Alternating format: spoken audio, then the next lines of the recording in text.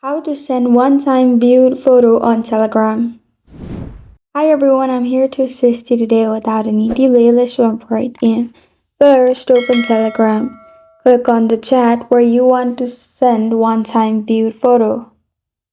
Then, at the bottom, you will find clip like option. Click on it, which is beside microphone. Then select the picture you want to send. At the bottom right, you will find one option. Click on it. Then you will find all these options. Click on view once. Make sure there is tick mark in view once.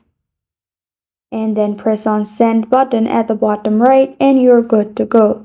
This is how to send one-time viewed photo on Telegram. Thank you for joining me today. If this video helps you out, please leave a like and subscribe for more. Got a question or want to suggest a topic? Comment below. Thank you for watching.